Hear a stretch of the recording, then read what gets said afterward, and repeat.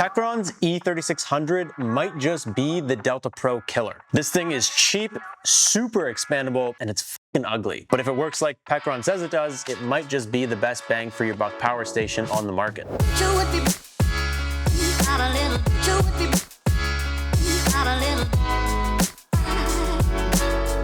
So we've had lots of requests from you guys to review Pecron power stations ever since we started this channel. And not too long ago, we reviewed Mr. Pecky's little brother. It was a pretty average Joe power station, and we were hoping that next time we could get our hands on something that was just a little bit more exciting, which this kind of is. Not only because it's bigger, but the features and what you get for the price is really, really good. When you put it head to head with the Delta Pro, it actually might just kill it. But as you guys know, here at the lab, our opinions cannot be bought. We've had our hands on this guy for a little while now. We feel like we are ready to share our experience with the big version of Mr. Pecky. We'll leave some links to Mr. Pecky down below, and we also have a little secret that we will get into a little later in the video for how to actually get some support when you're dealing with a company like Pecron, as well as any discount codes or anything that we can get for you guys to help you save some money if you're interested in this unit. But before we jump into anything else, we want to give you a super quick 60-second spec teardown. Was a mouthful today. For everyone that is not already familiar with Mr. Pecky 3600.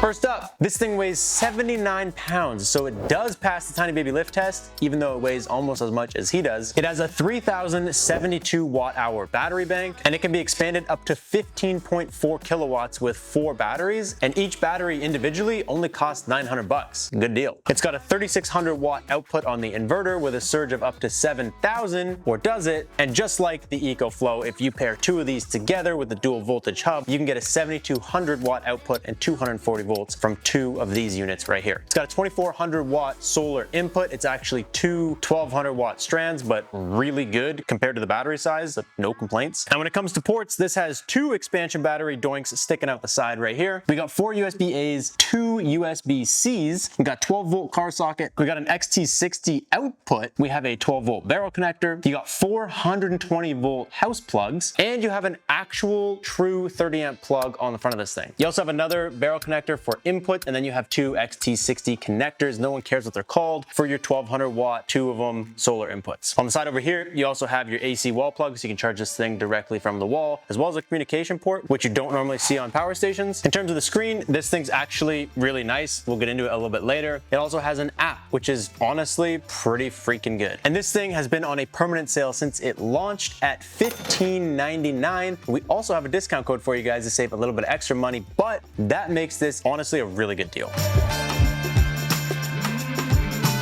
When it comes to spending $15.99 on a power station though, you still want to make sure what you're paying for is worth your money. So first up, we ran this guy through a little bit of testing just to make sure it actually performs like Pecron says. And first thing we did to test that was efficiency. So if this has a 3000 watt hour battery and we're trying to run a 1000 watt air conditioner, we should be able to run that air conditioner for 3 hours if it's 100% efficient. Not all things are. So we went ahead and test out the efficiency of this power station. So we ran this thing at a 3300 watt load, which is right near the max of the 3600 watts of the inverter, and that should have lasted about 56 minutes. It actually lasted just about 50, which is I think 89% efficiency. Honestly, that is pretty good. That outperforms some of the name brand power stations, most of them. In terms of charge speed, if you plug this into a regular 120 volt outlet in your house, it says it charges in 2 hours, and this thing basically got to 100% in about 2 hours and I think 10 minutes. But something to note is that this does not have a power button, so when you have it plugged into the wall,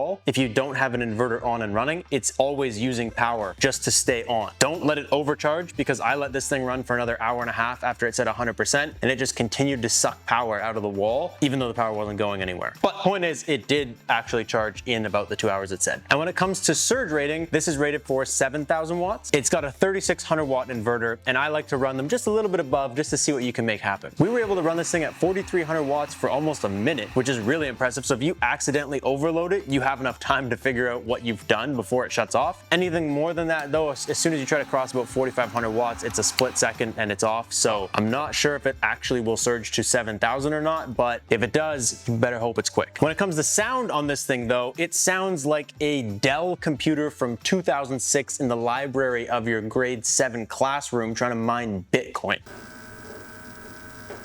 and it's also kind of got this grunge. Sounds like the fans have like rocks in them. We also went ahead and tested the solar input. This is rated for 2400 watts, and it's actually achievable and it works. We tested it in a few different applications. Something to note though is it came with a ton of cables, which is cool. One of them seemed like a splitter that you plug your array into and it would kind of split it for you. I don't really know what the point of that cable is because it doesn't do it. It thinks it's getting the same input twice. It just had a really hard time. It couldn't figure it out. I don't get that splitter cable. There's no information on it. And heads up, there's no one to ask because they don't have support.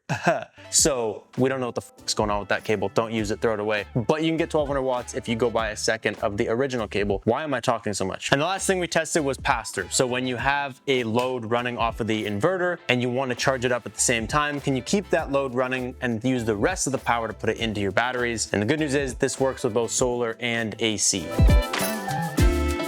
I'm not gonna lie, there's more I like about this little Pecron unit than I originally wanted to admit. I really like, first off, the 30 amp plug. You guys know I love 30 amp plugs. It's a true 30 amp. It's got a 3600 watt inverter, so if you plug your RV into this, it will actually run what you're trying to tell it to. It won't be tripping out like some of these other smaller units that have a 30 amp plug, even though they don't have a 3600 watt inverter. I also just really like all the port options. There's actually a shit ton. You got barrel connectors, XT60s, you got all kinds of stuff going on the front of this guy, which is great. There's something for everyone, even the diabetic retirees.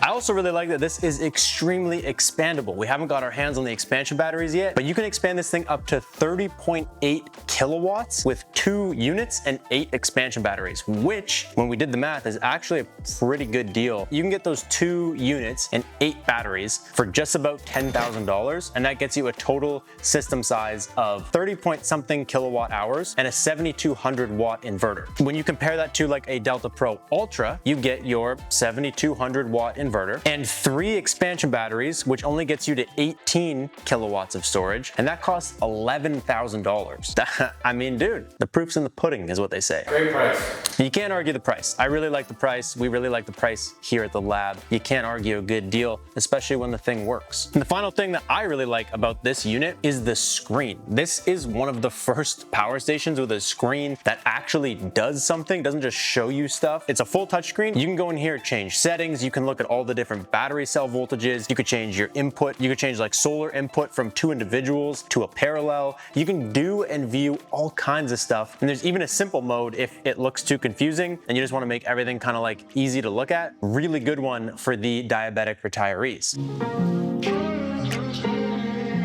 As always though, there is some things that I just don't like about this power station. And the first 3 are, I don't want to say common complaints, but they're just common sense. This thing weighs 80 pounds. There's no wheels on it. Put some wheels on it, dude.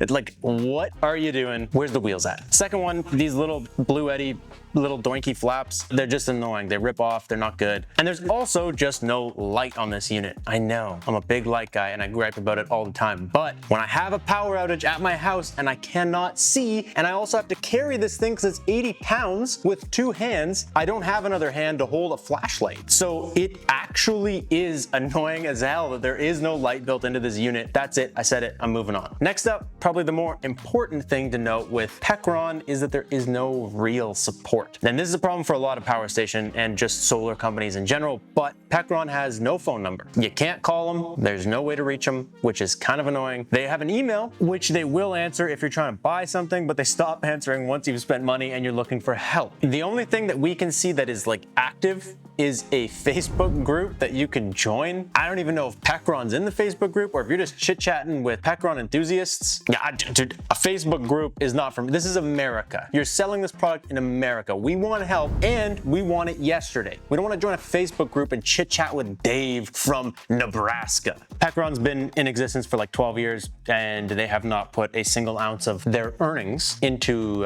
investing in some sort of support, which is kind of sad to see. The workaround that we have for this, the little secret, is if you order this from a place like Shop Solar, you're gonna call and you're gonna actually get someone. We've mystery shopped Shop Solar before and they actually passed the test. Like they're able to offer some help. They'll deal with like the warranties, exchanges, and technical support support and all that kind of stuff, which is a huge pro because the company itself doesn't have anything. So at the end of the day, look, this unit actually performed pretty well. It's got some features that I really like, and I haven't had a bad time using it at all. I wish Pecron itself had a little bit of better customer support. You guys know if you're spending a couple $1,000s, it's nice if someone could pick up the phone. But if you order it from Shop Solar, I think you should be pretty safe. And at the end of the day, you're saving a shitload of money if you buy this versus the Delta Pro. So I mean, hey, if you're into the little risk of the customer support scenario, I would say send it. It actually is a pretty good unit. It's performed pretty well, and it's a really good deal. That's it. Pecron, 7.9 stars. Nice job. That is all we got for you guys. I will catch you in the next one. Thank you so much for watching. Peace out and stay charged.